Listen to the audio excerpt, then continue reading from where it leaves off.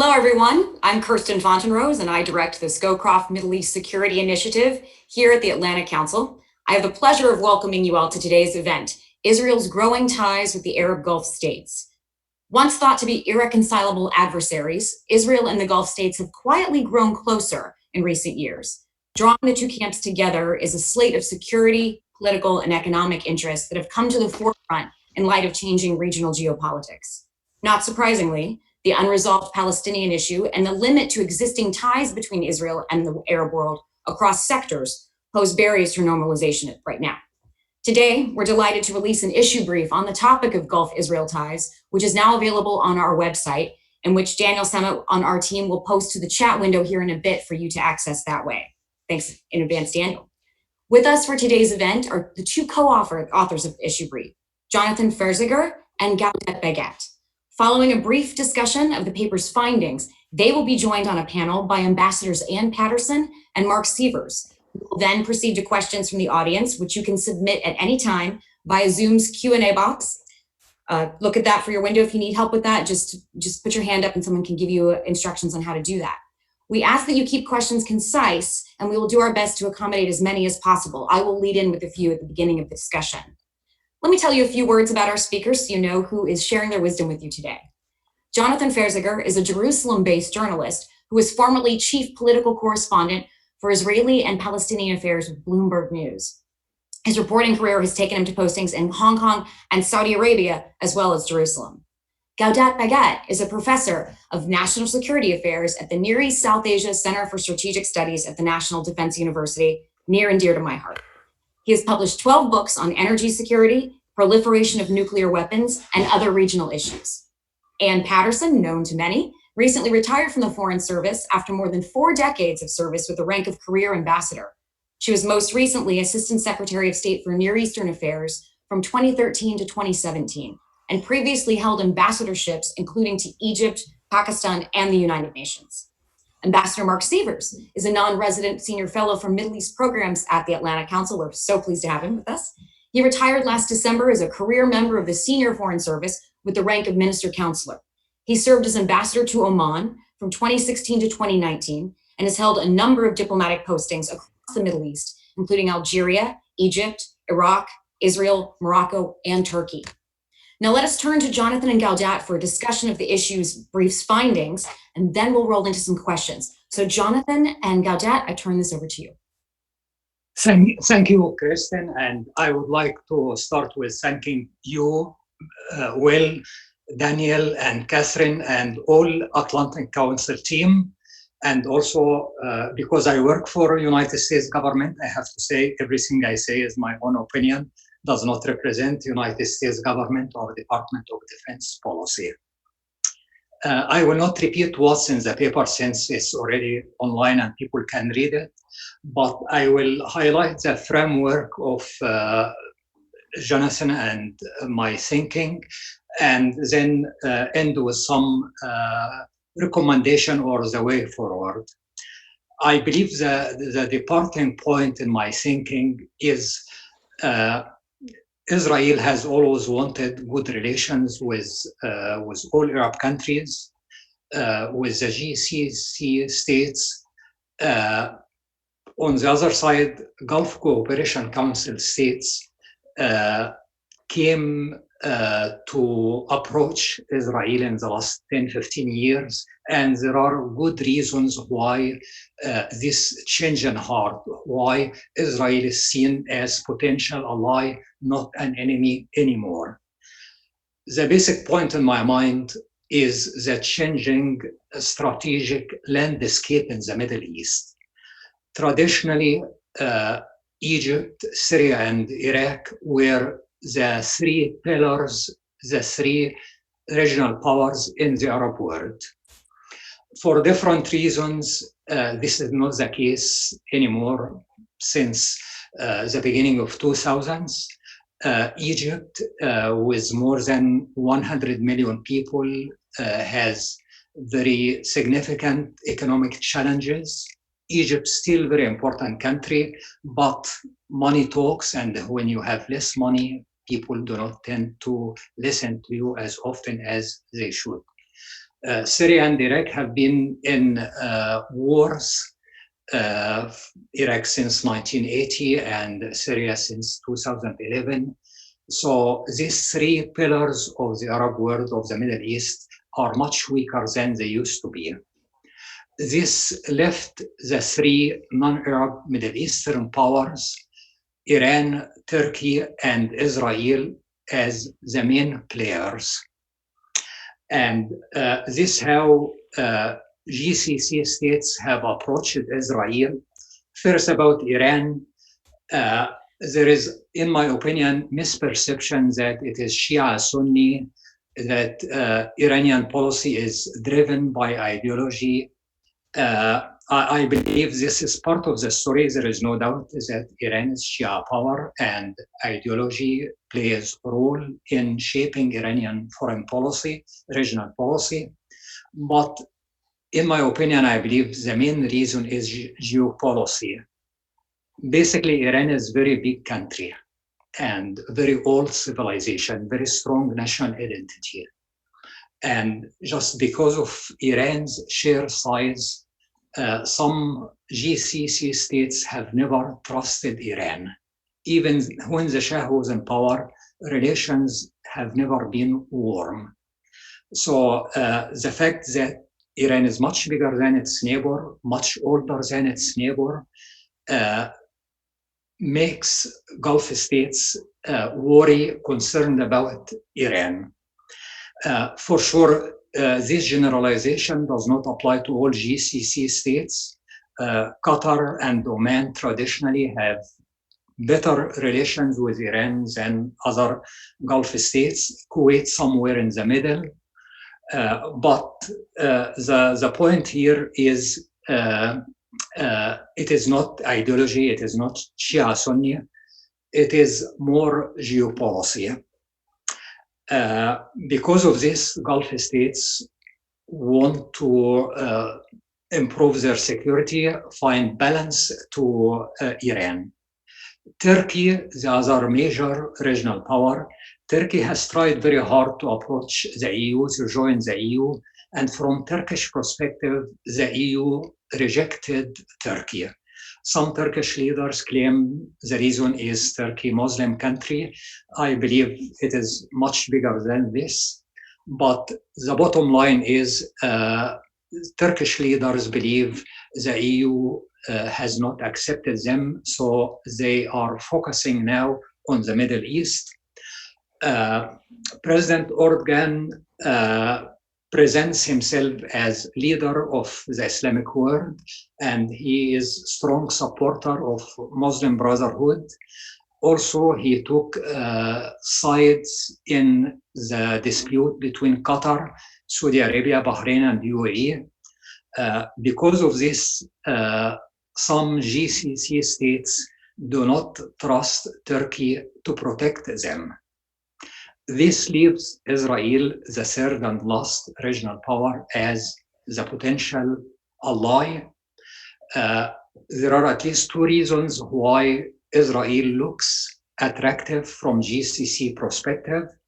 One, the very old notion that the way to Washington goes through Jerusalem.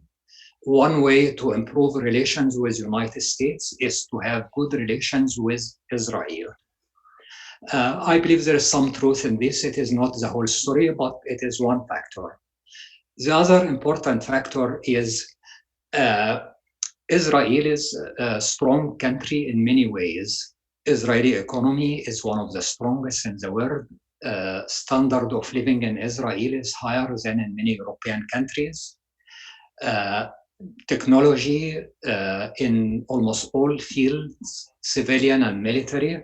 Israel is leader in cyber, in drone, in missile defense systems, in water irrigation, water management. So Israel is seen as a good ally. At the same time, relations with United States.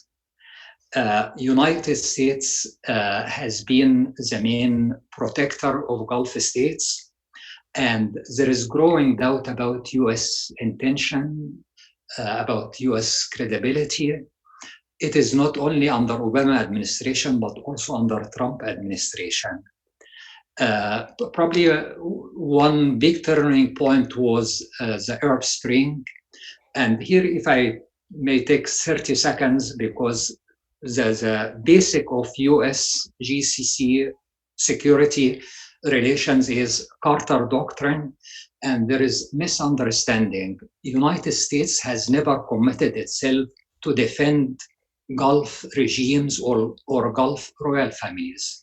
United States under Carter administration committed itself to defend the nations of GCC states. And when Gulf states saw what happened to Mubarak in 2011, they started doubting American intention, American security guarantees. And because of all these things, probably in summary, Gulf states are not sure about US commitment. They do not trust Iran. They are not sure about Turkey. And this leaves Israel in very good position. The way forward, I believe, four brief recommendations. The change in relationship between GCC states and Israel is top down. It is from the royal families, not from the people. And this is a challenge because it can be reversed. It is much better to have people-to-people relationship, and this is why I hope there will be track to Israel will never be safe, secure without being accepted by its neighbors. And its neighbors, the people, not only the royal family. In every country, there will be change in government, peacefully or militarily. It is very important that people accept each other. The Palestinian issue is on the back burner, but it is not dead. It is very important to find a reasonable compromise where everybody will agree and can live together. And my last point is the Bible, the Quran, the Torah, the history teaches us that the Arabs, the Turks, the Iranian, and the Israelis have always been part of the Middle East. They have to find a way to accept each other, to work with each other. Thank you, and I will turn it to you, Jonathan. Thank you so much, Gaudat. It's been such a pleasure working with you and learning from you, even though it's been mostly long distance. I also want to thank you, Kirsten, and Will Wexler and Shalom Lipner for getting the ball rolling on this project. Also to Daniel Sammet and Catherine Wolf for all your work. I'd like to call attention to a few key elements in our report, which nails down the main public points of intersection between Israel and the Gulf states. We're going to keep trying to get down below the radar. I'm talking about Gaudat and me going forward. But for now, this provides value, this report, as a first stop for researchers, I believe. We've written about 10 areas, roughly, of public engagement between Israel and the Gulf. I'm going to talk about 3 of them right now, about medical research, finance, and religion. But first, a word on West Bank annexation, or however we refer to it. The Israeli government calls it extending Israeli law to the Jewish residents of Judea and Samaria. Palestinians call it a massive land grab and the end of any hope for peace. It's pretty stunning how this is played out through our publication process.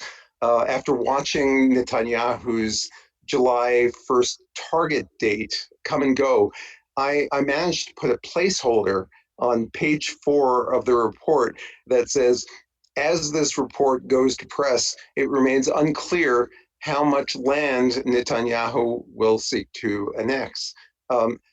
Now, as a reporter, you always have go-to people who know what's going to happen, like Aaron David Miller, the veteran peace processor. This morning, I woke up to a tweet from Aaron that said he's been reading Coffee Grounds, Goat Entrails, and consulting with the Oracle of Delphi, and he still doesn't know what Bibi's up to. What we do know is that the issue is causing stress, and we'll just have to follow and assess any fallout as it comes along. Now, in the medical sphere, as awful as this coronavirus pandemic has been for the entire world, it does seem to have provided, ironically, a platform for open commercial relations between Israel and the Gulf.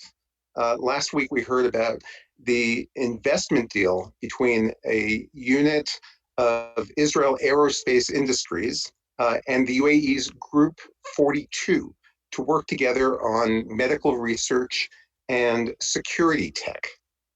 Now, my friend Riyad Khoury in Jordan calls this the gray zone of normalization. While there's a whole ecosystem now of quiet Gulf investment in Israeli startups, it took the COVID-19 disaster to make this cooperation kosher, if you will, or halal in the Arab world. That is to run interference against so many who say it's premature to have anything to do with Israel. Number two is finance.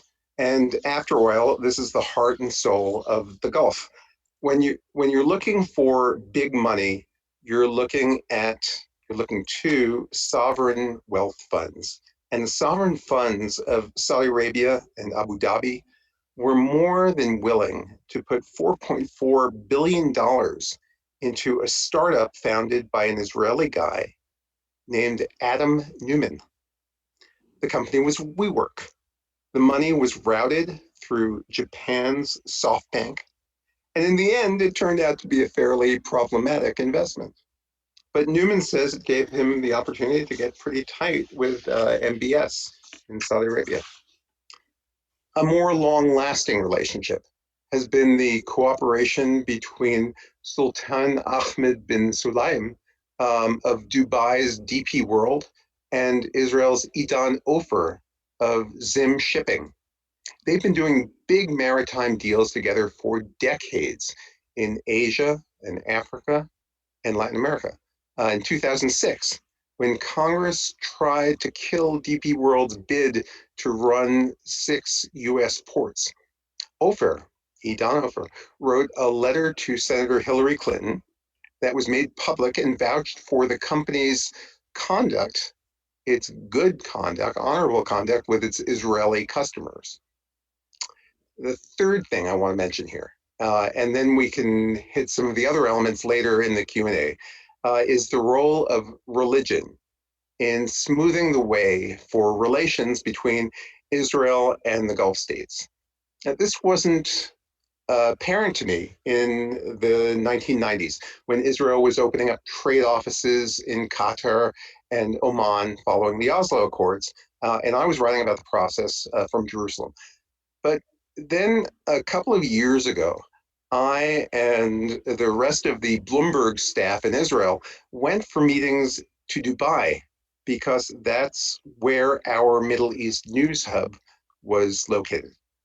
Now, one of my colleagues was an Orthodox Jew, and each year she couldn't leave for the Bloomberg party at the Dubai Golf Club until after sundown on Saturday. Then a friend told me that there was a secret synagogue in town that rented out rooms and served delicious kosher meals on Friday night and Sabbath. So we got directions on WhatsApp. It was secret.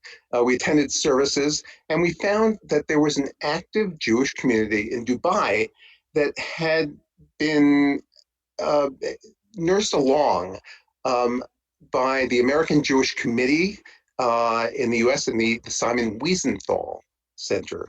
But not just that, this tiny synagogue was also supported by Mohammed Al-Abar, who built the Burj Khalifa skyscraper, the biggest in the world, along with his friend from New York, Eli Epstein. The following year, the UAE formally declared 2019 a year of tolerance. And that allowed the Jewish community to come out of the closet and become a testament to the country's openness to the world.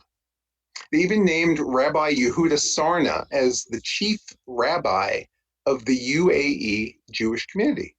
And they announced the construction of a mega interfaith project called the Abrahamic Family House. This was done in cooperation with the Vatican and with religious authorities throughout the Arab world. The project, it's being built next to the Louvre Museum in Abu Dhabi. It's going to include a mosque, a church, and what's shaping up to be the most expensive synagogue ever built since the ancient Temple of Solomon, because that's how they roll in the Gulf. So these are three things that I focused on in writing the report with Gada. COVID, finance, and Muslim-Jewish relations. Also talked, and we can talk later, about the invitation of Israel to build a pavilion at the Dubai Expo next year. It was supposed to be this year. It's because of COVID, it's next year. In Qatar, there are going to be Israelis invited to watch the World Cup in 2022. There is tourism that is going bonkers in Israel now. There are tourism companies that have Hebrew websites that show the Burj and the Palm Islands, and there's a real appetite to get out there. In parallel, the Trump vision outlines an area here in Jerusalem that is supposed to be built up to accommodate Muslim tourism to go to the Haram al-Sharif, to the Al-Aqsa and the Dome of the Rock mosques on pilgrimage. So again, these are the things that we focused on. If the relationship continues to develop and doesn't get cut down, as it has so many times in the past by the old dynamics of the Arab-Israeli conflict, these and the other elements that we've highlighted will play a central role. So back to you, Kirsten. Great, thank you so much. Really appreciate this introduction. Jonathan Gaudat, thank you, also for just laying out your findings really succinctly and providing a solid basis for the discussion. So now let's invite Ambassador Patterson and Ambassador Sievers to shed some light on how experience with US policy with the Gulf and with Israel teach us this new experiment with Gulf-Israel ties may play out. I'll turn it over to you, but one initial framing question, I have two lined up. And then if people are sending in their questions, we can open the discussion, but two initially from here. Ambassador Sievers and Patterson, how is this rapprochement different from rapprochements we've seen in the past, like at Oslo? Is this likely to stick, or will external but impactful issues like annexation impede the momentum being built between the Gulf and Israel to create new ties in new areas? Can you all speak to that a bit initially? Thanks, Kirsten, and I want to compliment the authors of the paper, which I think lay out the areas of rapprochement, and thank the Atlantic Council for hosting this. But I think it might be useful to throw up some cautionary flags quite apart from annexation, which would obviously put this in a different category. And I guess my question would be whether this progress, which I think is real and largely, in my view, dominated by Mohammed bin Salman, is real, or whether it's stalled out or plateaued. And maybe the panel could discuss what it could do to maintain momentum. And I think one thing we should address here is the really deep differences among the GCC countries as they move ahead. But the key to this, and Bilal Saad wrote an article last week about this, about Saudi Arabia, which I think for better or for worse, and the reasons that Dr. Bagat outlined, has now become the most important player in the Arab world on this issue. So what they do will be key as this moves forward, and I think they're going to have very considerable constraints for doing much more on this. And the first, of course, is the generational divide between between King Salman and his son, which he was overruled. MBS was overruled on this issue, and perhaps the only time he was overruled by his father. And then second, I think to go too far in relations with Israel, and these countries do have public opinion, as several of the other presenters have said, to go too far in relations with Israel would undermine Saudi Arabia's position as the custodian of the two holy mosques. And the Saudis have always been super careful about attacks on their sovereignty from the right, and I don't think that's going to change. I also think that whatever maneuver room Mohammed bin Salman might have had before low oil prices and COVID-19 and his decisions to lower subsidies and raise the VAT gives him a lot less domestic maneuver room. And again, we're not sure how that's playing out in Saudi Arabia, just like we're not sure how the conservative clerics would react to this. But however it goes, I suspect he's got his hands full. And then Jonathan outlined, and the paper outlines a number, and I think this is really important to focus on the economics of this, but Atlantic Council came out with a very good paper a couple of weeks ago about Vision 2030, which suggests that MBS's economic strategy is frankly deeply flawed. And so there may be a lot fewer economic opportunities for Israelis and everybody else in the Gulf. And Qatar and the UAE are also going to be hit with that, with their sovereign wealth funds to a much lesser extent, frankly. But in other words, the economic opportunities may shrink rather considerably. So those are a few ideas that I think how we should look on this is basically, yes, it's probably not, it's going to be okay for the next few months. We'll have to see what the new administration will do. But I see a difficulty in moving much ahead on rapprochement between Israel and the Gulf states from its current state. Thank you, Ambassador Patterson. Ambassador Sievers, comments from you, please.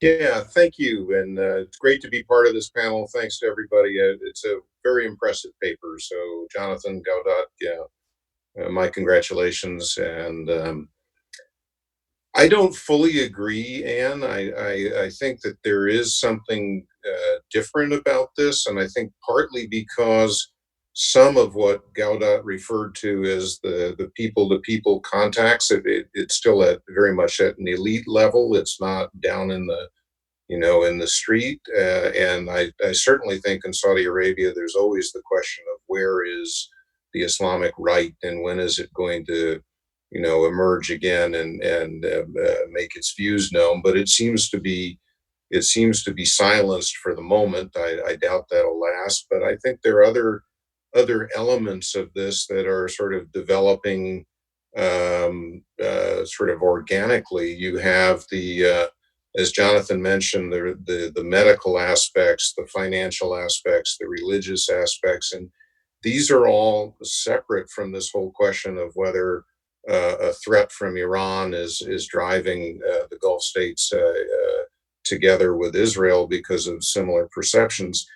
In the case of Oman, that's not really that much of a factor anyway, because the Omanis don't feel particularly threatened by Iran. They have their own issues with Iran, but it's not threatening to them the same way that it is in Saudi Arabia or perhaps in the Emirates.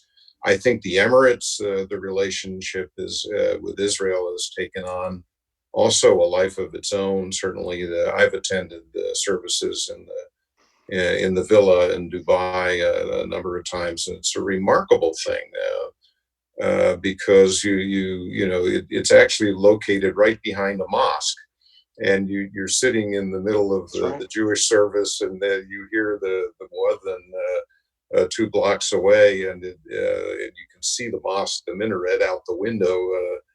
There's nothing like that anywhere in the world, I don't think, at the moment. So that's really interesting. Bahrain has its own kind of organic Israeli connection that seems to be developing slowly. In Oman, I think much of it had to do with the belief of the late Sultan Qaboos in dialogue as a fundamental principle of Omani policy. And I think that's likely to continue under his successor, Sultan Haitham. But because of the impact of coronavirus and the basic,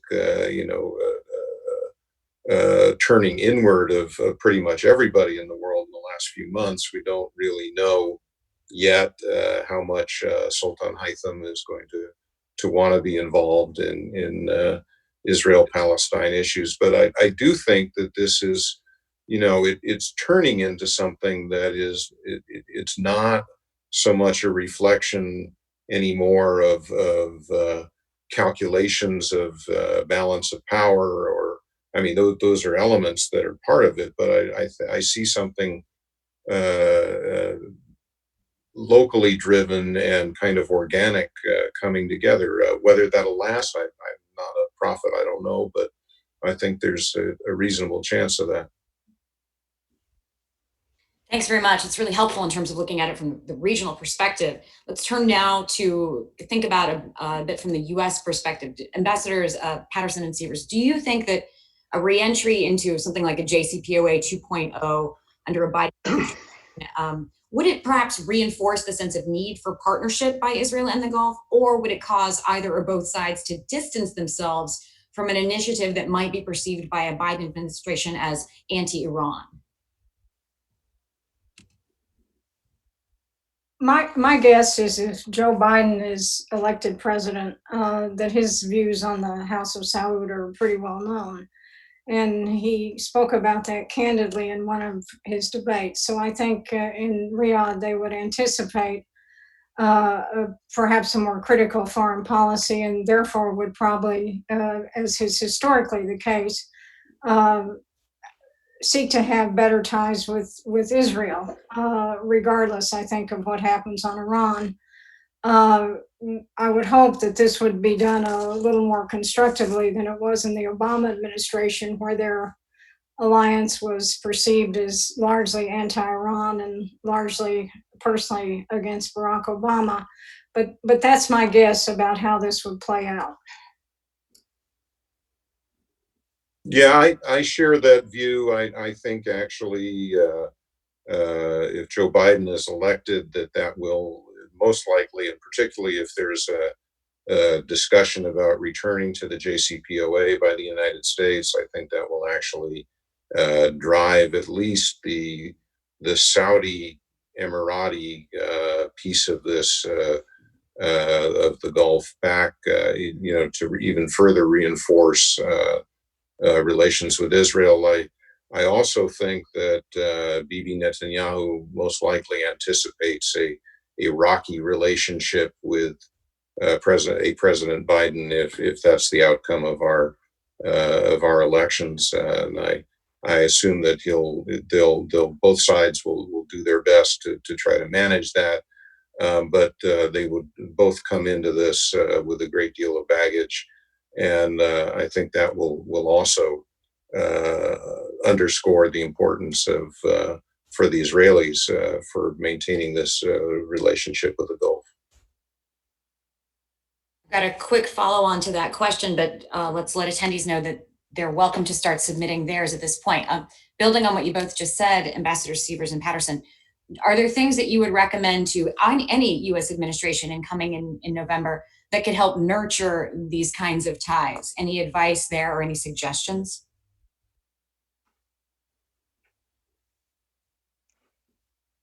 Well, there are lots of think tank and study groups around town looking at that issue right now.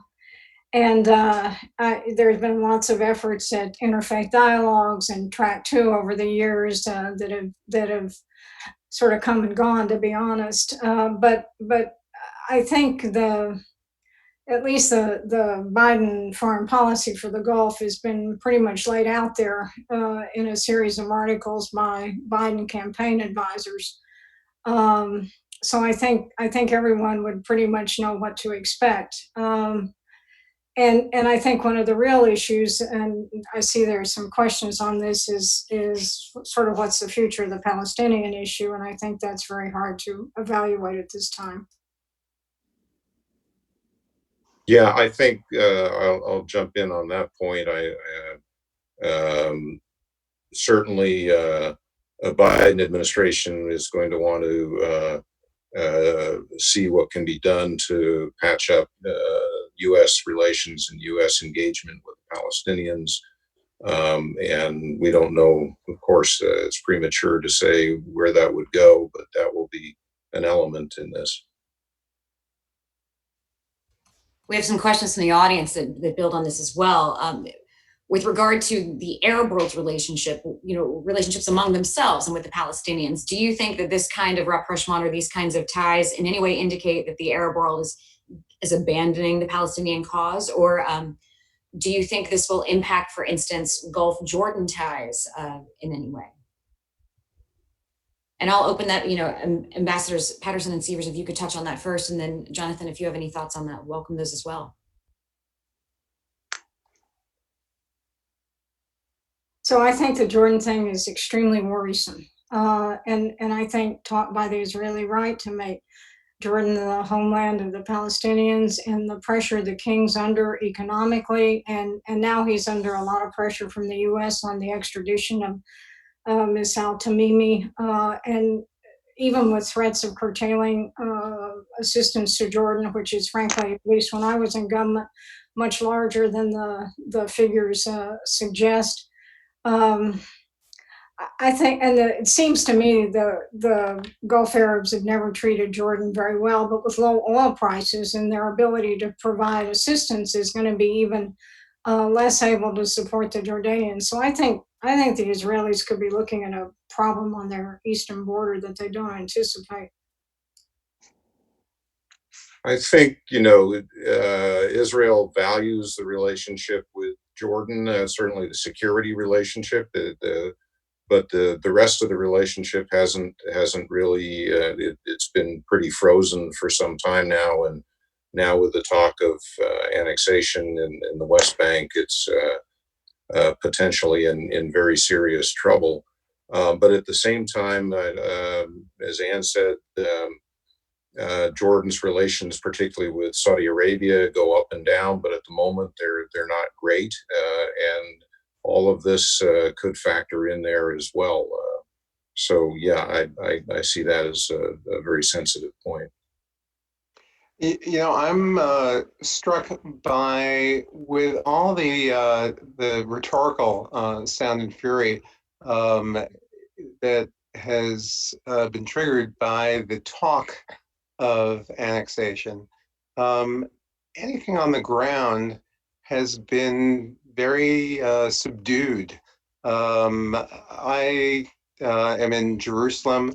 It took me about half an hour to go to Ramallah, and the Palestinian Authority was trying, this is about 2 weeks ago, and they were trying to gin up some opposition, protests, and some popular anger about this. I went to see the Palestinian Prime Minister, Shatia, had a press conference, and it was very tame.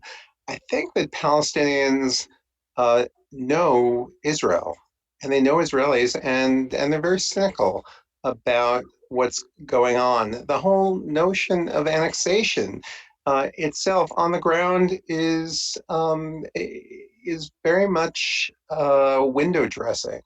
I mean, you look at the settlements, and there are 132 you could say legal or authorized settlements in Israel. There are another 100 outposts, and they have shopping malls and country clubs, and they look very much like Israeli suburbs.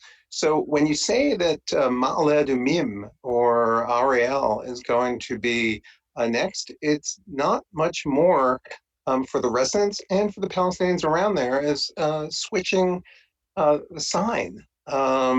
There's some issues with property taxes, and I found out that they would have to pay an extra 3 cents for plastic bags in the supermarket.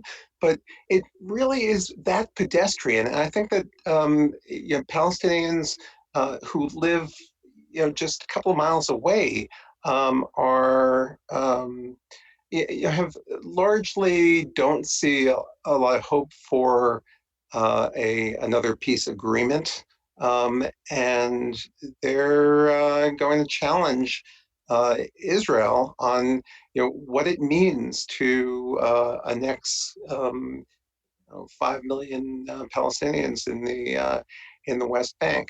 Now, it presents a lot more trouble, I think, for Jordan, and Anne and Mark talked about just how fragile the monarchy is with a population that is largely Palestinian.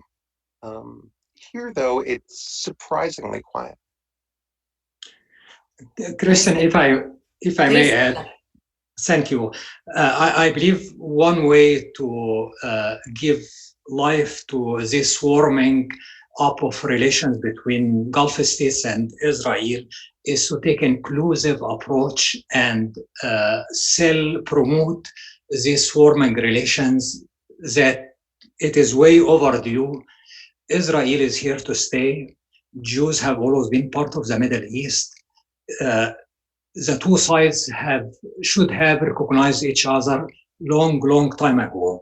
But this new love affairs should not be seen as against third party. The Iranians and the Turks have always been part of the Middle East. And the official policy of the United States is not regime change. And I believe probably it is not realistic to expect any warming of relations, any peace between Israel and Iran now. But I believe reducing tension between Israel and Iran will help. Gulf states, especially UAE, occasionally Emirati officials visit Iran, visit Tehran, talk to their Iranian counterparts. So I believe it's very important to try to promote inclusive approach and talk to the Turks, the Iranians, the Arabs, and the Israelis. Thank you. Thank you so much. Staying a bit on this topic, we're getting in questions, two of which are kind of flip sides of the same coin related to politics. How will Israeli politics impact these ties, and how will Iranian politics impact these ties going forward? With regard to Iran, if they elect a hardline president in 2021 elections, how might that impact both their policy toward Israel, and then what will that perhaps cause Israel or the Gulf to do in reaction? And then in Israel, Jonathan, if you could take this, what do we expect to see between Netanyahu and Benny Gantz in terms of differing approaches, if at all, to these ties? And so how might Israeli politics come into play there? And if others could jump on that. But if we could start with Jonathan kicking off that discussion on Israel, others are welcome to join, and then flip to a brief discussion about what Iranian politics might mean here. Okay, so it's a great question, Kirsten. And anytime you talk about Israeli coalition building, and right now it's supposedly called a unity government that came after 3 elections, and somehow Netanyahu was able to come together with his chief opponent Benny Gantz and form a multi-party government. But Benny Gantz is not the opposite of Netanyahu, and he has said, full-throatedly that he supports annexation. Again, the Palestinians know who he is, and I don't think that they're putting a lot of hope that when this rotation agreement that they have agreed upon comes into play and Gantz becomes prime minister, if that happens, that it's going to change things substantially.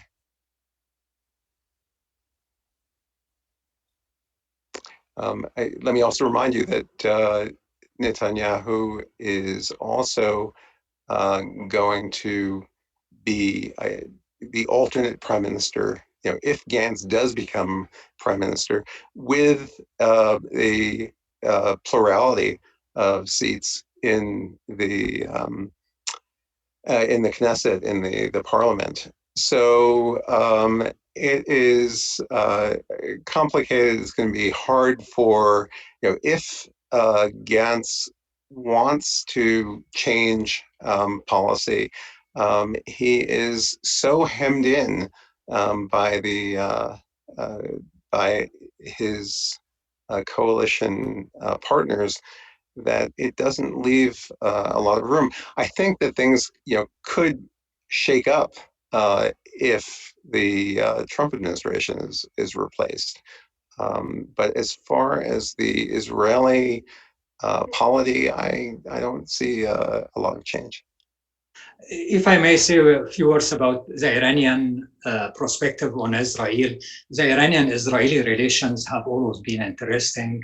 The two countries see each other as the main enemy, and this is kind of strange because Israel has never occupied any part of Iran, and I believe the main challenge is the two countries do not accept each other, do not recognize each other, mainly for ideological reasons.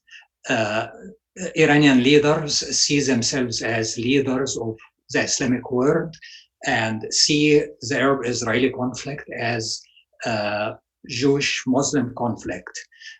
Iran has very large Jewish community, but Iran is part of the Arab-Israeli conflict because from Iranian perspective, Israel occupies Muslim holy sites. The Iranian leaders have went some way. They do not deny the Holocaust anymore. At one point, President Khatami said, we can live with whatever the Palestinians agree on. On the other side, Prime Minister Netanyahu has been the world's most outspoken leader against Iran. Again, I believe the two countries have to accept each other. As I said, Israel is here to stay. Israel is major regional power. Iran also is here to stay. Iran is another major regional power.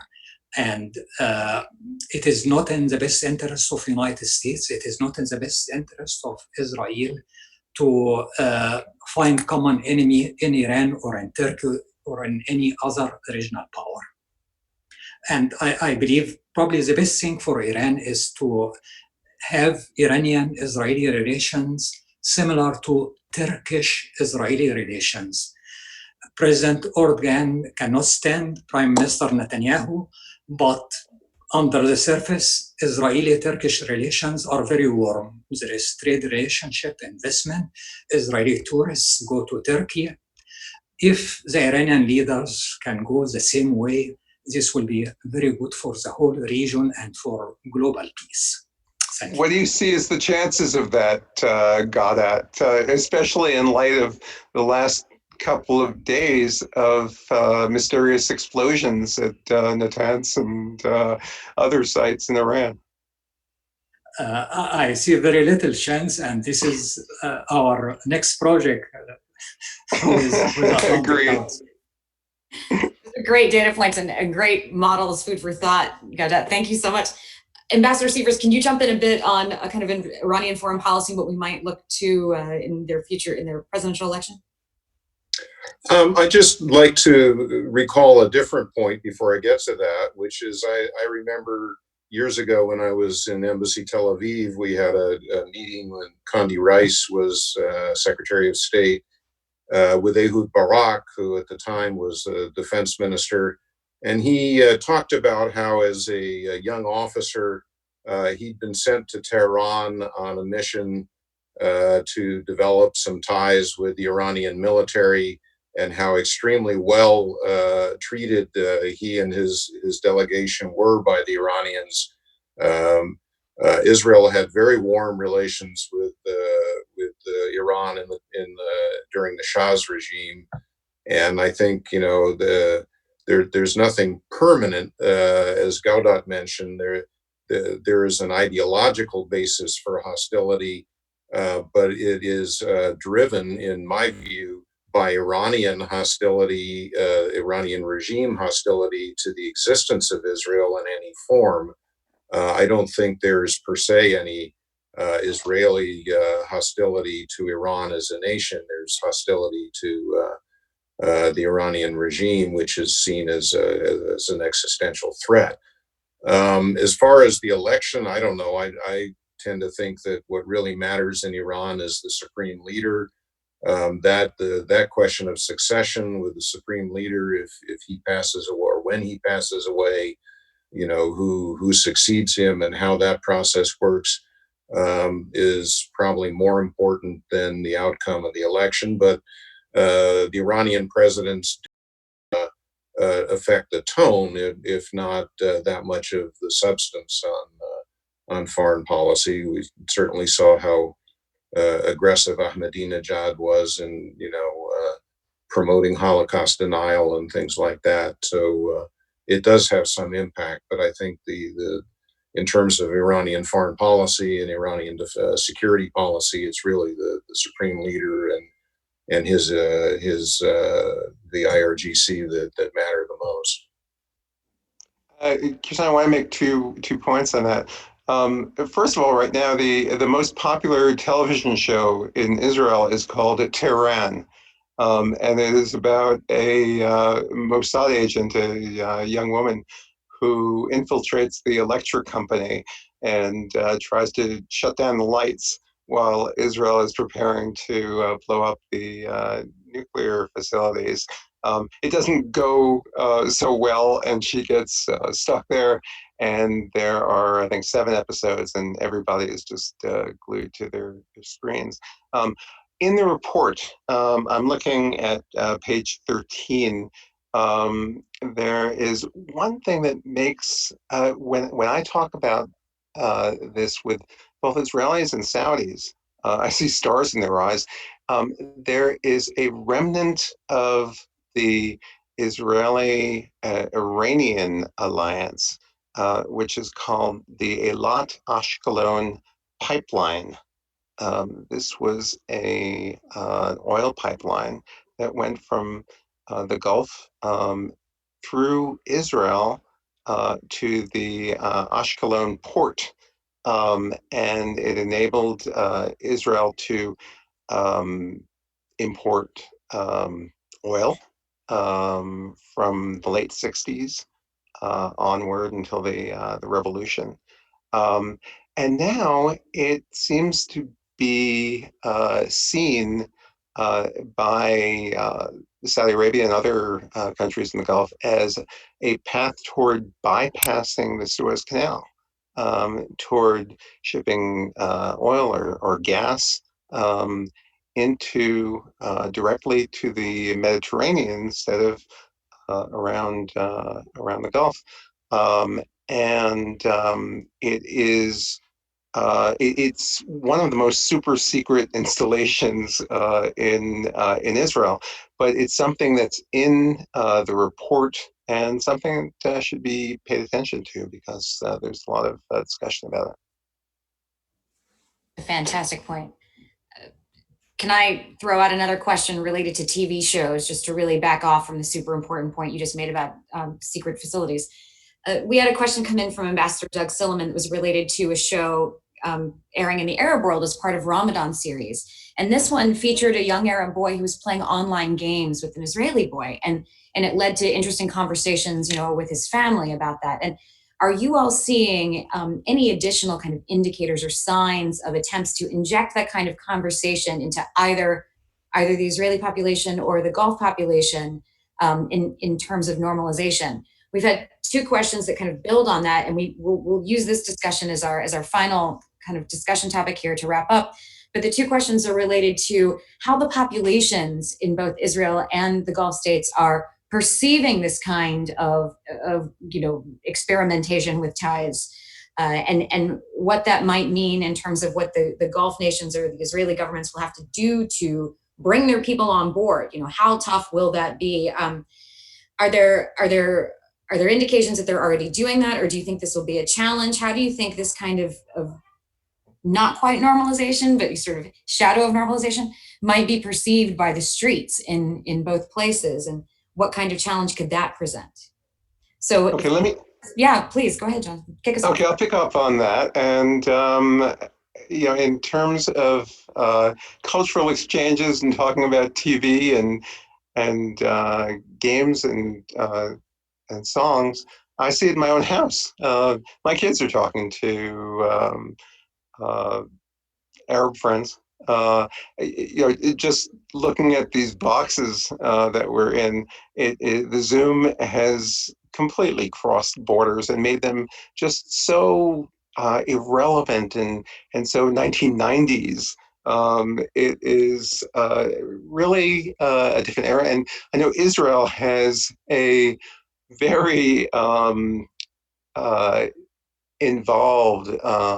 They're investing in public diplomacy on the internet, and there is, I think, some of the refugees from the Oslo process, or Severe and the Paris Center, have put together I think it's called Yalla, and it's a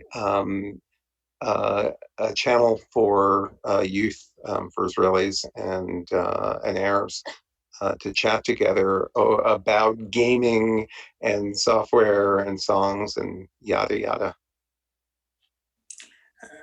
Kristen, can I add one point here?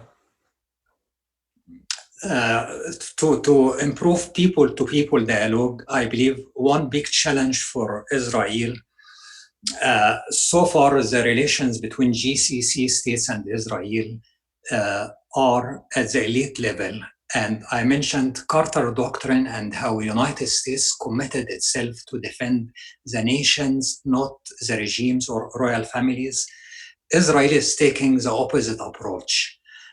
If we can call Netanyahu doctrine, Israel has been willing to defend the regimes, the royal families, and this might create problem for Israel and for this long-term warming relations between Israel and GCC states, because as many of us mentioned, there is Arab public opinion, Arab street, and if there is change in government, this will create challenge to Israel because it is siding with the rulers, not only in the GCC states, but also in the Arab world in general. I believe it's very important for Israel to promote, engage Arab people. Till today, after more than 30 years of peace with Israel, with Egypt and Jordan, it is still called peace. The Egyptians and Jordanians cannot get themselves to visit Israel. When journalists or scholar from Egypt or Jordan goes to Israel, he is not well received back home. So I believe it's very important to think people to people, and to a great extent, Israel has to take the initiative to promote itself, that it make Arab people understand that Israel is part of the Middle East and there is nothing wrong doing trade with Israel, cultural exchange and everything. Great. And Ambassadors Patterson and Sievers, as you weigh in here, can I add to your question here? What kind of security risk might trying to have this kind of strategic communications work to normalize this topic among your publics pose to Gulf state leaders?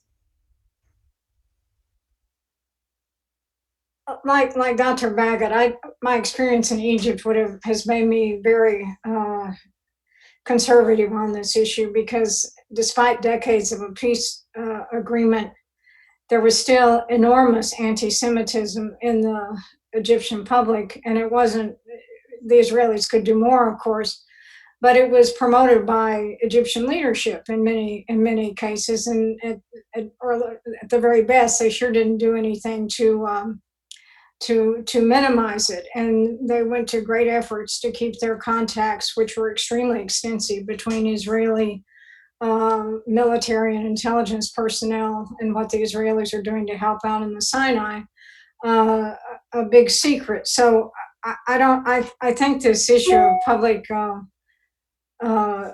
opinion in the Gulf is another thing we just simply don't know that much about. I mean, what's the role of the conservatives? So I would be very conservative on the ability to change public opinion in the Arab world, at least in the short run, about Israel.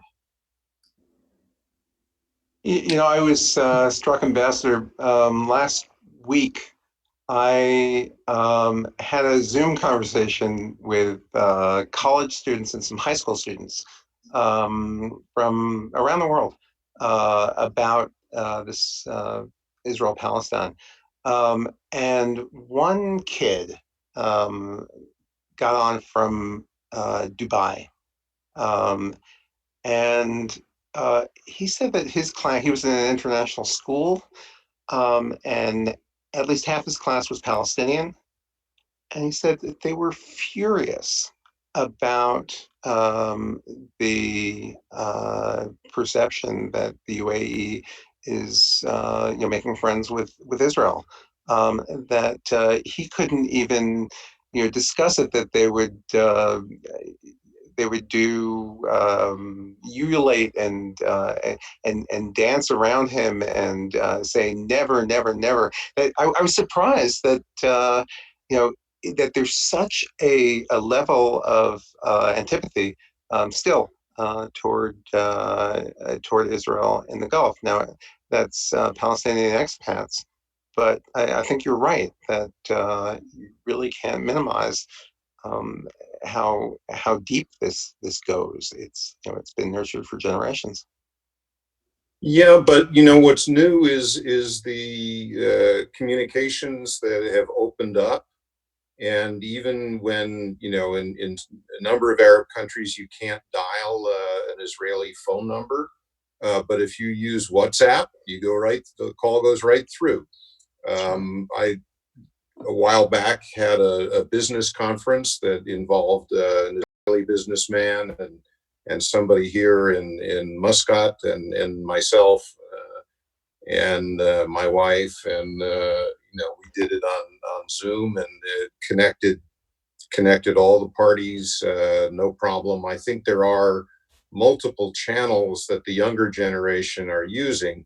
And I agree, I think Palestinians are struggling. I'm not engaged with Palestinians right now, so maybe my view isn't fully informed, but it seems to me they're struggling with this rapprochement between Israel and much of the Gulf, even if it is at the level of elites or leadership.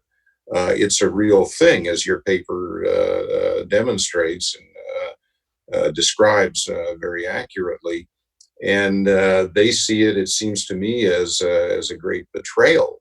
But that in turn generates another reaction. Somebody sent me a YouTube video of a Saudi commentator attacking the Palestinians for criticizing Saudi Arabia for being more open to Israel, and he went on and on at great length excoriating the Palestinians for their nerve in telling Saudi Arabia what it should and shouldn't do. I don't know how representative he is of opinion in Saudi Arabia. You can't tell. But this thing is, as I was saying earlier, I think it's developed some organic elements that are taking on a life of their own, and it's very hard to know exactly where it's all going to go. But it is new and interesting. If I may share just one personal experience to show how old habits die very hard. Last January, just 6 months ago, I was invited by the Omani National Defense College to speak there. And I went on US diplomatic passport. Low-level immigration officer, when he saw I have Israeli visa on my passport, he stopped me. And I left and asked to speak to supervisor. And when the supervisor came, he apologized and let me in. And this is what I mean. It will take some time for the peoples, for the laws, for the norms to change. A quick follow-up to that, because I know it's not necessarily in the expertise of the speakers today, but we've spoken about the actors themselves. What about external parties? Do you all expect to see any potential information operations attempts by Iran or others to undermine these emerging ties, aimed at public opinion or to exploit what you all are talking about in terms of the sentiment from the street?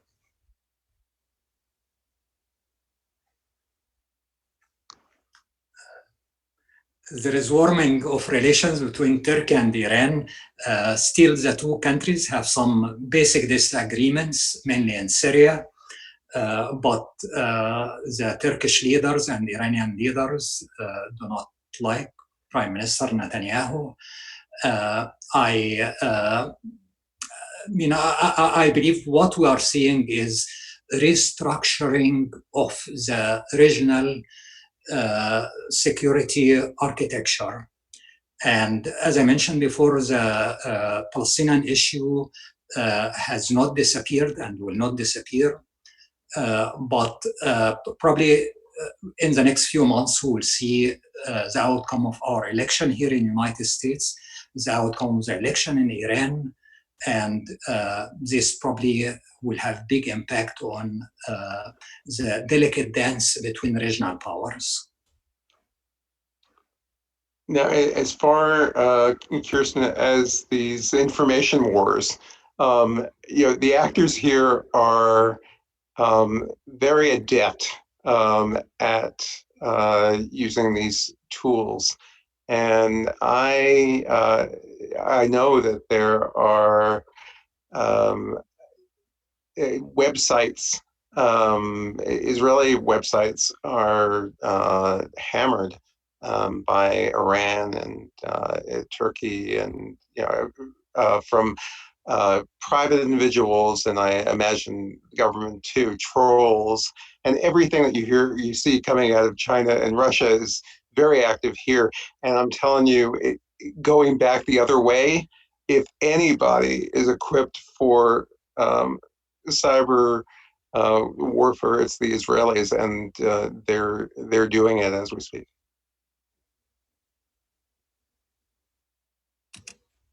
Thank you all so much. Building on that a bit, let's say that this, public opinion or issues of annexation or other political issues really do impact the building of these ties, and you see them have to back away from public normalization, and in that sense. Do you think, this is a question coming from David Makovsky, a colleague of ours at WINUP, do you think that you will still see a continuation of the security cooperation that we've seen, kind of the more quiet, more government-focused only kind of ties and cooperation there? Do you think that that whether or not these ties in finance and medical arenas are continued or fall off, that there will be a continuation of security cooperation discussions, or will those also suffer? So I want to answer that. I think absolutely that'll continue because it predated all of this. And what you learn when you sort of see it from the inside is how extensive these contacts really are. So I would totally anticipate, and not just among the Gulf Arabs, among, again, other Islamic countries as well, many of which have been literally underway for decades. It's in everybody's interest to cooperate on security grounds to keep that up. Yeah, to underscore the ambassador's point, remember probably it was about a year ago when President al-Sisi gave an interview to 60 Minutes, and in this interview he said the cooperation with Israel has never been better, and later the Egyptian embassy tried to stop CBS from broadcasting this. This very much shows that it is about regime survival. Every government in the world is interested in regime survival. Israel is, as I mentioned, very strong, as Jonathan mentioned, cyber, other areas. The cooperation between Israel and Egypt and Sinai is very strong. So probably if there will be divorce or conflict between Arab countries, GCC and Israel, security will be the very last thing, because Israel is increasingly playing a key role in regime survival in many countries.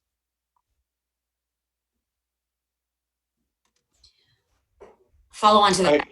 Go ahead, please, Mark. Let me just add to that. When I first dipped into this I think it was in 2017, that I wrote a piece for Bloomberg Business Week with my pal Peter Waldman, and the piece was titled "How do Israel and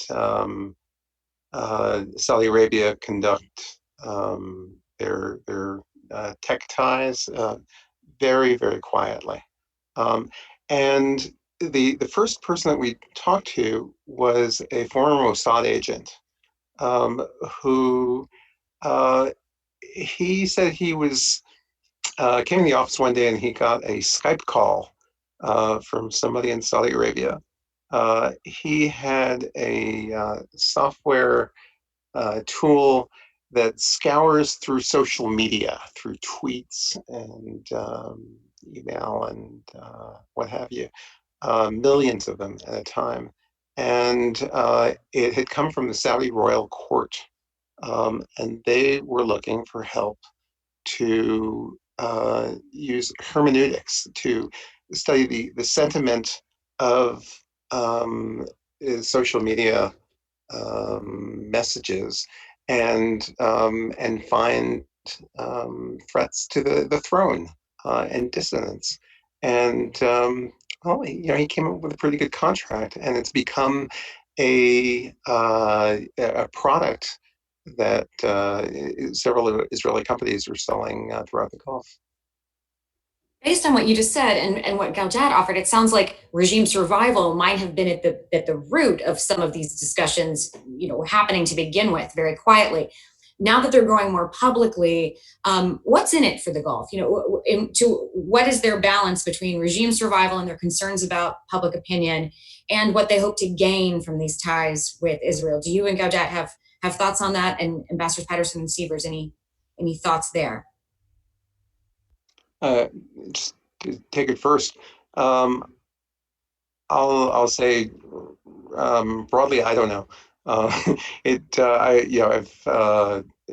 been there and seen just how fragile the ruling infrastructures are, and you see in Qatar and Bahrain that suddenly regimes fall or kids take over for their fathers, and the threat that MBS is under.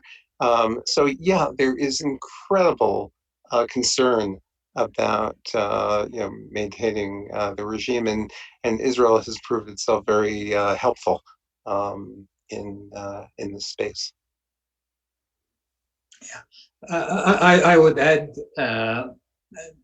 One point I made earlier is that the regimes in the Gulf states are ahead of their peoples, and this is why they, so far, they conduct their normalization with Israel in secret. So far, they have not been able to do it in public because they're afraid of backlash from their population.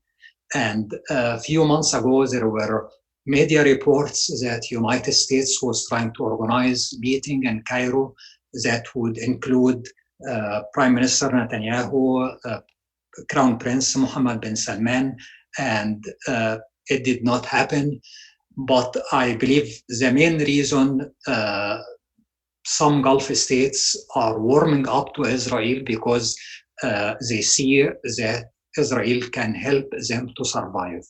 Just to remember, almost the whole world condemned Crown Prince Mohammed bin Salman for the allegation that he was involved in killing Khashoggi. The Israeli Prime Minister was one of very few world leaders who did not condemn the Saudi Crown Prince. So I believe the bottom line, the main issue is regime survival, and Israel is seen with good justification that it can help regime survival. Let me just extend that and put it to Ambassador Sievers. You were there when Netanyahu turned up in Oman and made quite a show. What is keeping the other rulers from doing that? What are they? Is it that their own constituencies have to ripen? Is it that they're looking for some more of a quid pro quo from Israel? Is this going to happen, or is it going to? Is it not? That was quite an exceptional event, and I think several months of planning apparently went into it. That's how it was described to me, and. I think it was partly the unique position of Sultan Qaboos at the end of his long rule that he felt comfortable enough that nobody here was going to criticize him too strongly for inviting the Israeli Prime Minister to his palace and actually hosting them overnight. I don't think any of the other Gulf state rulers are likely to try anything like that in the near future. I think people are concerned about popular reaction. They don't want to do things that are too far out ahead of the public. But I think Sultan Qaboos, it was a little bit different, that he felt. Again, with his great credibility with his own people and his kind of iconic standing, that this is something that he wasn't too worried about the reaction. What I did see was that the foreign minister, Yusuf bin Alawi, who was sent around to sort of explain and defend the visit after the fact, ran into quite a bit of criticism, and he had, including from some of the other Gulf states, and he had to cope with that. And there was criticism here on social media directed against him, but not against the Sultan, or if there was, it was very carefully managed and controlled. So I think that was kind of a unique event, although very interesting one. And on the cover, I love the cover of your publication that has the two of them walking through the palace, and you can see Sarah Netanyahu sort of in the background. But apparently it was the Qaboos, Sultan Qaboos pulled out all the stops to make the Israeli delegation feel welcome, and I don't see anybody else doing anything quite like that in the near future. Thanks for that memory. That was great. Anyone else want to jump in on that, or can I throw out another question from our attendees? Let me jump in on what the Gulf gets out of it. First, they get better relations with the U.S. And then secondly, I think it was very effective. And this is where the very excellent paper starts off, is on Iran. I think working together, they certainly had an effort against the JCPOA, but I think they would say, and I think this may be true, that they've stiffened America's spine against Iran. And so I think those are pretty significant advantages to this, for the Gulf, to this relationship. Fantastic point. Do you all see that one particular country in the Gulf, or two or three, are leading out in front of this effort? Ambassador Severs, to your point about Sultan Qaboos, kind of, this is part of his legacy, part of the Friend to All legacy, and part of his providing a model for Gulf states about what's possible. But Oman is probably not on the leading edge of this effort at broader normalization. Do you all think there is one country that's critical here, where if they go more progressive on this, we'll see the rest of the Gulf follow, or if they drop out, we'd see this end? Any thoughts there? I think the UAE probably is the leading player at this point. To me, more than Saudi Arabia, because in Saudi Arabia there is still this big division between the Crown Prince and the King on this subject, and I don't know. Maybe that'll resolve itself in the near future, but it's definitely there. But in the Emirates, it doesn't. There doesn't seem to be. I don't know. Those of you who know the Emirates better than I do. There doesn't seem to be any great reservation about it. I remember, about 2 years ago, I was at an event in Abu Dhabi, and somebody took me to the Louvre museum, and walking through the Louvre, there's an inscription in stone. I think it's a gravestone in Hebrew, and there was a Israeli family standing in front of me, commenting on it in Hebrew in the middle of Abu Dhabi. I don't know how they got there. I assume they were tourists, but they didn't seem to have any reservations about speaking Hebrew in the middle of the museum. So I think the UAE probably is the key at this point. Kristen, may I throw one potential scenario which might change the dynamics between Israel and GCC states? If Vice President Biden is elected, most likely this maximum pressure strategy will be over, and US-Iran tension will be much less than what it is now. Most likely there will be renegotiation of the nuclear deal. And in this case, I'm not sure how Israel and GCC states would react. Will they accept Iran? Will they follow United States Biden administration policy in accepting Iran, less confrontation with Iran? Will they go the other way and just get closer to Israel to create one regional bloc against Iran? I believe it's very hard to predict at this point.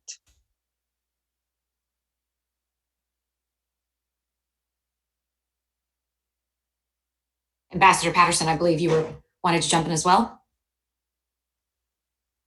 Yes, I think that's right. I think to Mark's point, I think the Emirates are leading this effort, and they've been way out front.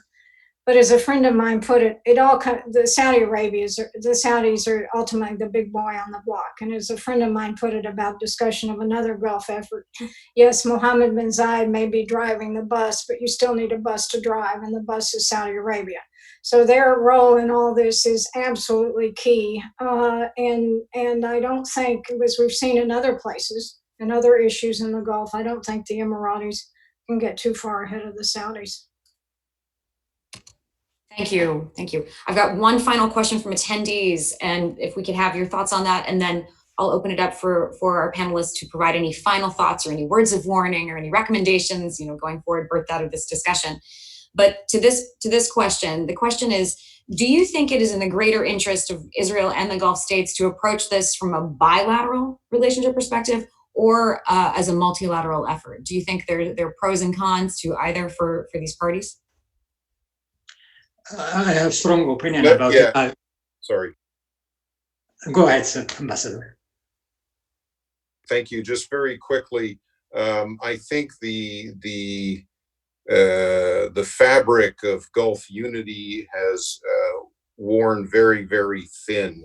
And there's no way at this point to have a common policy on something as sensitive as this. It has to be bilateral.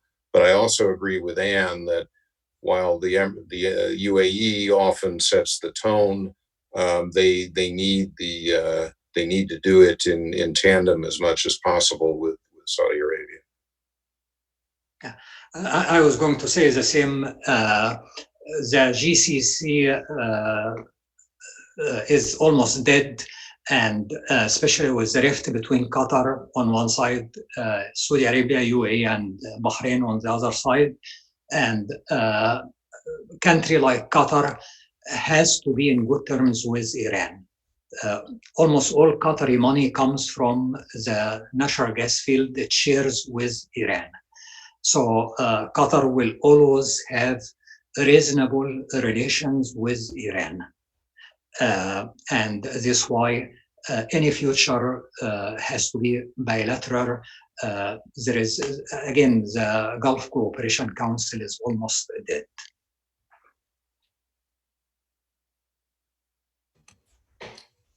Let's open it up now. If we can start with Jonathan, and any final thoughts, any additional points we weren't able to address, or anything you would like to leave all of us with at the forefront of our minds as we go forward from this conversation? Sure. My approach has been impressionistic. It's going there when I wasn't supposed to. 30 years ago, I was in during the Gulf Wars in Saudi Arabia, and there was this religion question on the landing path, the passport application, the visas, everything. And we all kind of found ways to get around that. As reporters during the war, they weren't that interested in that. But now I applied for a tourist visa, and they have a 6-month tourist visa for $120. And there's an FAQ, and it says, "We don't want to know your religion. This is Saudi Arabia." And so this is, it seems to me, a small step forward. It's part of Vision 2030 of the approach of Mohammed bin Salman. Whatever the palace intrigues and the horrible things that come out of there are, he does seem to want to put up an image, and also in the UAE, of some level of tolerance for other cultures and religions, and I'm fascinated by that change. Thank you. Ambassador Sievers, can we go to you? Sure. I'd like to put in a pitch to everyone to read the paper. It's excellent. And really, I appreciate the opportunity to join this panel. It's been a very interesting discussion, and thanks to Kirsten and the Atlantic Council. Wonderful. And Gaudet? I strongly believe that this normalization of relations between Israel and GCC states is way overdue. Israel is part of the Middle East, and the Arabs in general should have accepted Israel and the other way around. But also I believe it should not be directed against Iran or any other regional power. As far as I can see, there is no any sign of regime collapse or regime change in Iran. If the Islamic Republic would survive, Iran and Israel have to accept each other. And as I said before, the Arabs, the Israelis, the Turks, and the Iranians are here to stay. And it's better for everybody if they accept each other. Great. And Ambassador Patterson, if you could share final words of wisdom. Thank you. Well, better relations between the Arab world and Israel have been an objective of U.S. policy literally for decades. And I think you should read the paper, and I think many of these changes are positive and generational, and it's in everyone's interest from a security standpoint that this prosper.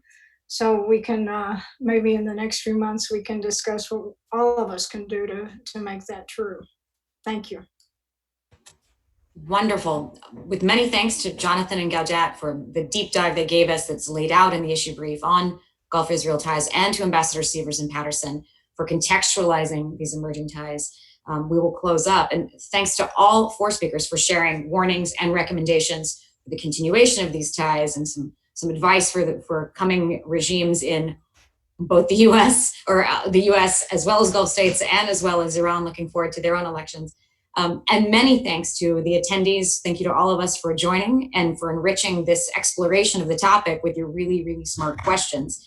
We look forward to joining you again here on Zoom for additional issues. So many thanks to panelists, many thanks to attendees from the Atlantic Council. We'll see you soon.